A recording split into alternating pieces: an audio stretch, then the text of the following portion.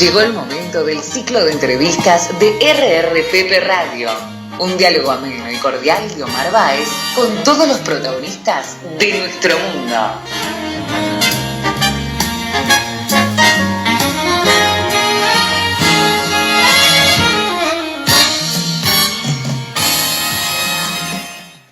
Hola, ¿qué tal? ¿Cómo le va? De nuevo aquí en RRPP Radio. Hoy vamos a dialogar con Federico Rey Lennon. Federico es un catedrático del mundo de las relaciones públicas, trabaja como profesor en la Universidad de La Matanza, en la Universidad de Siglo XXI, la Universidad Católica Argentina. Ha escrito varios libros y precisamente de eso queremos hablar hoy con Federico Rey Lennon, porque en los últimos días, hace escasamente una semana, 10 días, ha publicado su último libro que se llama Manual de las Comunicaciones de las Organizaciones, un libro que escribió junto a Javier Bartoli Piñero.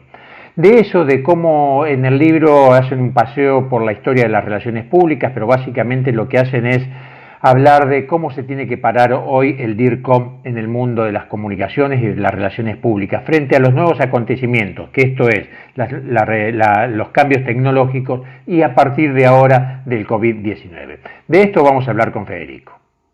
Hola Federico Rey Lennon, buenas tardes, Omar Báez te saluda. ¿Cómo estás? ¿Qué tal? ¿Cómo andas, Omar? Un gusto. Bueno, Federico, queríamos hablar con vos básicamente de tu libro. Hace pocos días publicaste en una editorial propia tuya uno de tus libros que se llama Manual de Comunicación de las Organizaciones, un libro que escribiste con Javier Bartoli Piñero, ¿no? Exactamente. Sí, Federico, no, básicamente lo primero que quería preguntarte es ¿cuáles son las habilidades que tiene que tener hoy el DIRCOM?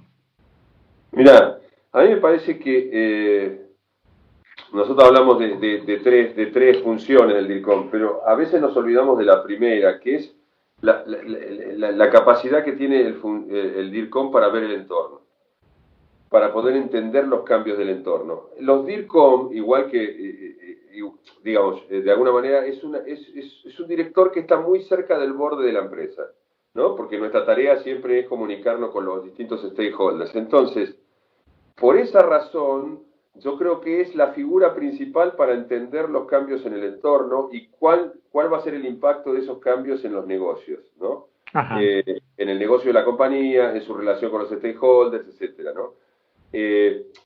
Los ingleses, ¿te acuerdas que le dicen asuntos públicos? Pero el concepto de asuntos públicos quedó muy resumido a la relación gubernamental, y yo creo que los asuntos públicos en realidad son todo el entorno es un asunto público, ¿no? Al estilo más de Verne. Y Verne, cuando hablaba de asunto público, hablaba de todo el entorno.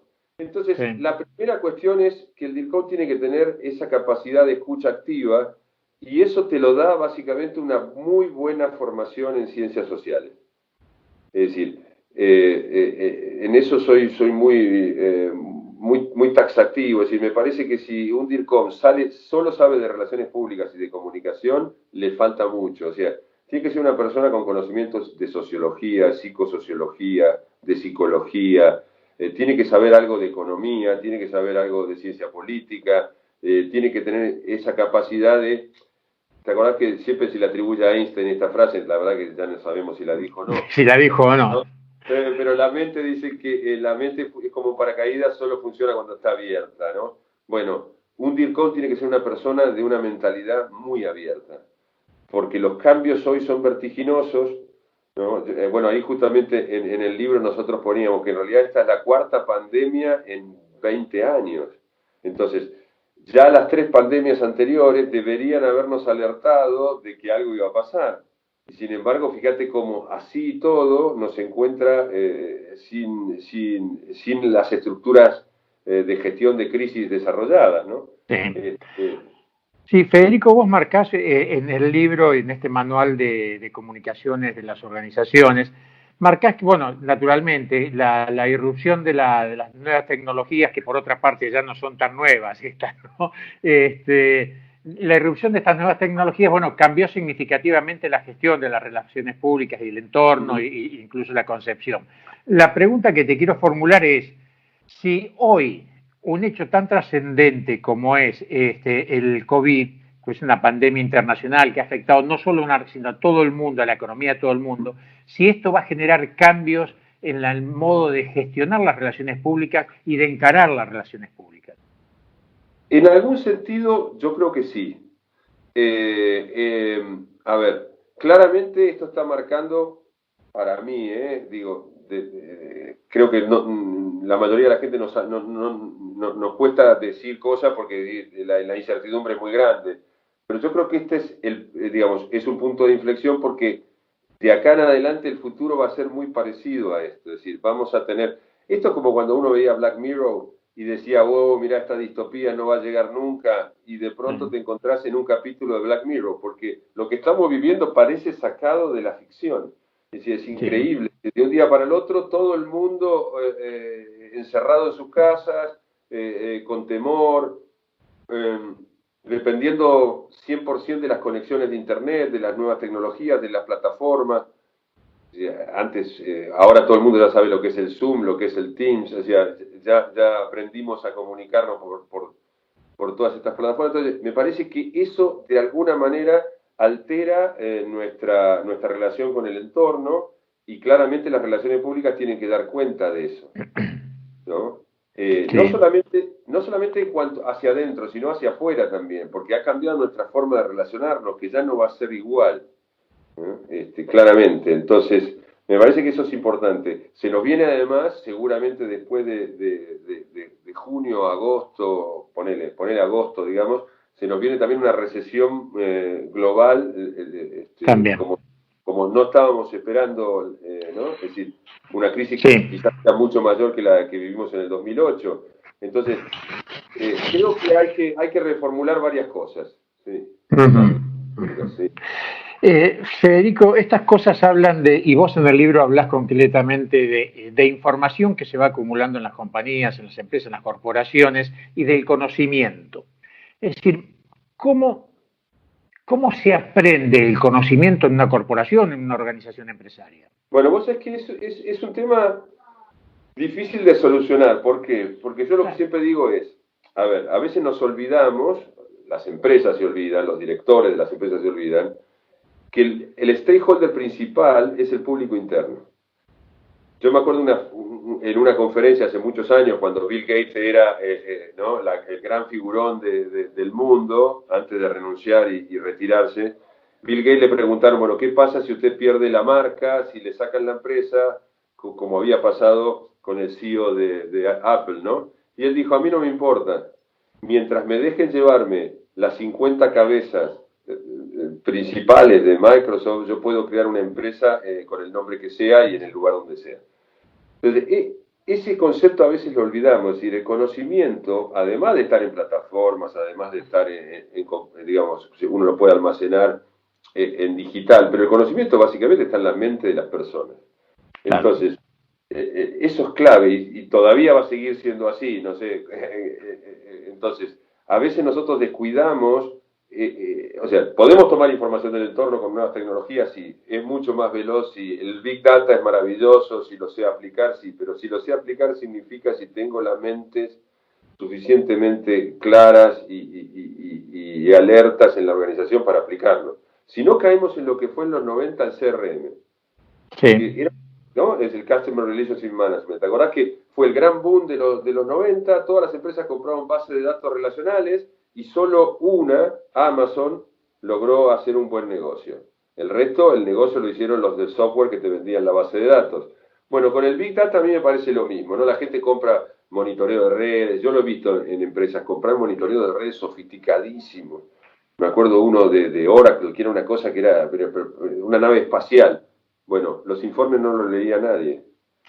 Entonces, los informes eran tan difíciles de leer, porque eran tan complejos, que al final nadie lo aplicaba. Y como vos no lo aplicás en tu trabajo, esa información no tiene ningún sentido y nunca se transforma en conocimiento para la empresa. Sí. Entonces, ese es un gran dilema que tenemos hoy. ¿Cómo hacer para que todo esto se transforme en conocimiento? Yo a veces les recomiendo a los DIRCOM, y va a sonar rarísimo lo que te voy a decir, pero yo les recomiendo que lean poco, que lean menos de coyuntura, que lean menos diarios, que se informen menos de lo que está pasando en el día a día y que traten de una vez cada tanto y dar un paso para atrás, ¿no? Y por ahí leer un sociólogo clásico, por ahí leer alguna cosa de ficción que nos pueda servir para ver la realidad, porque la información de coyuntura es como monitorear redes todos los días. Cambia todos los días y en realidad no te permite un punto fijo para poder mirar lo que te está pasando. Esto es entonces, tenemos que mirar y leer a los clásicos y después con la experiencia cotidiana poder hacer una lectura y una comprensión del entorno. Sí, yo creo que sí. Bueno, esa es mi manera esa es mi recomendación, esa es mi manera de actuar. Me parece que si la información que nos llega desde el entorno es tanta que nos termina mareando, ¿no? Y finalmente, Federico, porque los problemas siempre son los mismos. Es decir, desde hace 5.000 años hasta hoy, los problemas siguen siendo básicamente los mismos. Y en las corporaciones serán los mismos de hace 60, 70 años a hoy, ¿no? Por supuesto que tiene sus bemoles, pero claro. hoy estaba con unos alumnos estábamos charlando sobre construcción de mensajes y por supuesto que salen muchos de estos temas. Y entonces hablábamos ¿no? Aparecía la famosa palabra hoy que aparece siempre, que es el storytelling. Y yo digo, bueno, a ver, muchachos, el storytelling lo inventó Homero en la Grecia clásica con la Ilíada y la Odisea. Es decir, a ver, está bueno, me parece bárbaro que lo redituemos, que le saquemos el rédito hoy, pero en realidad es lo más antiguo que hay. Es decir, el cuento ha sido la narración, ha sido la base de la educación de todo Occidente, ¿no? Entonces, claramente que ahora hay que adaptarlo y Homero tenía tiempo, ¿no? Los griegos tenían tiempo para leer una novela, hoy quizás tenés que hacerlo en un tuit, en una imagen. Sí, seguro. Pero la estructura es la misma, ¿no? Sí. Ahora, Federico, una de las herramientas, o quizás la mayor herramienta que debe tener un DIRCOM es la capacidad de persuasión, ¿no? De persuadir a los distintos públicos con los cuales se vincula. Y la pregunta es si ha cambiado últimamente mucho los parámetros o los paradigmas con los cuales uno tiene que persuadir. Sí, en algún punto sí, pero ¿sabes por qué? Porque en persuasión siempre se estudia la credibilidad del persuasor. O sea, una de las claves para la persuasión es cuán creíble es el persuasor. Sí. Y yo creo que las instituciones, entre las cuales están, por supuesto, las empresas, han perdido credibilidad. Entonces, el que tiene que persuadir no es creíble. Eso por una parte. Entonces, tenemos que construir reputación hacia el persuasor, lo cual es difícil porque la gente realmente no le cree ni a las instituciones políticas ni a las económicas. Sí. La segunda cuestión es que nunca como antes tuvimos una circulación de noticias falsas como la que tenemos hoy. Entonces, a mí me parece que lo bueno, a ver, nosotros siempre hablamos de lo bueno de las nuevas tecnologías porque está bien que sea así, porque bueno, qué sé yo, nadie habla del lado oscuro del mundo, ¿no? Siempre hablamos de lo que nos espera. Pero realmente la velocidad de circulación de las noticias falsas es notable y es muy difícil ver el efecto que va provocando, porque a mediano o largo plazo termina afectando la credibilidad de todo. O sea, la gente ahora, Federico, la circulación y las fake news, ¿no lo podemos asimilar al rumor de antes? ¿A la velocidad que tenía el rumor de antes? Sí, en algún punto puede ser, pero en otro punto es mucho más veloz. Yo creo que claro. Las redes sociales nos han traído, viste, una velocidad inusitada, viste, y lo que nosotros hemos descubierto trabajando para muchas empresas es que además, yo le llamo el efecto Lázaro, es decir, ¿no? Resucitan, o sea, lo que vos atacás hoy y desmentís hoy, mañana vuelve a resucitar exactamente igual. No es que es otro posteo, no es que es otra, claro, no es que es otro flyer, es el mismo que vuelve a resucitar y vuelve a enganchar a parte de la población, a parte de la opinión pública, la vuelve a enganchar de vuelta y vuelve a circular. Y la verdad que las empresas gastan mucha energía, mucho tiempo y por supuesto mucho presupuesto para frenar esto. Y claro, eso te quita energía, presupuesto y tiempo para generar mensajes, ¿no? Sí, ahora, Federico, la última ya para cerrar esta nota, este reportaje. Hace unos años atrás el marketing, las relaciones, las comunicaciones con la prensa, relaciones públicas, estaban como separados. Pareciera que ahora el camino se están fundiendo en una sola actividad, de que son las comunicaciones. ¿Vos crees que eso está así ya consolidado? ¿Falta consolidarse? ¿Cuál es el futuro del marketing por un lado y las comunicaciones con la prensa por otro, las relaciones institucionales por otro? Yo creo que parte de esa plataforma digital en la cual hoy está circulando la comunicación, hace que sea cada vez más difícil separarnos. Por supuesto que hay objetivos diferentes, ¿no? Pero de alguna manera tenemos que trabajar muchísimo más juntos que lo que trabajábamos antes. Es un poco lo que yo trato de llevar ahí en el manual, ¿no? Es decir, un poco porque yo creo que cada vez es más parecido, cada vez son órbitas, ¿no? que se mezclan y que no es muy fácil separarlas, cada vez nos va a ser más difícil separarlas, porque además, como toda esta plataforma digital ha hecho que la empresa sea cada vez más transparente en su accionar, o sea que se vea más, entonces cada vez es más difícil también que una cosa no influya en la otra. Es decir, antes uno decía, bueno, lo institucional y lo del marketing iban como con carriles muy separados, incluso la comunicación interna, ¿eh? Eran tres órbitas que estaban muy separadas.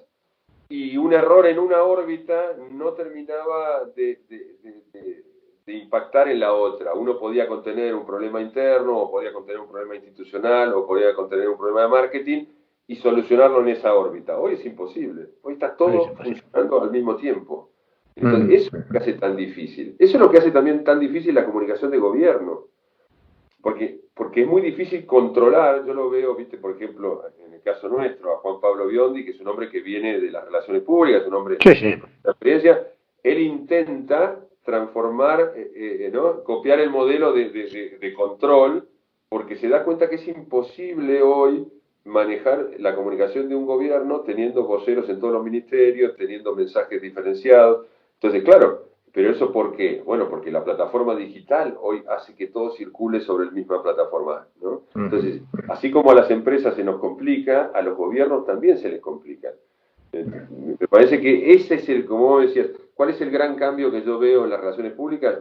El gran cambio es la velocidad, la enorme velocidad, y que la plataforma digital unifica todos los discursos y hace que sea cada vez más difícil separar una cosa de otra. Perfecto. Federico Reileno, muchísimas gracias por esta comunicación con RRPP Radio. Es muy amable. Gracias, Omar. Un gusto enorme. RRPP Radio, la radio de las relaciones públicas.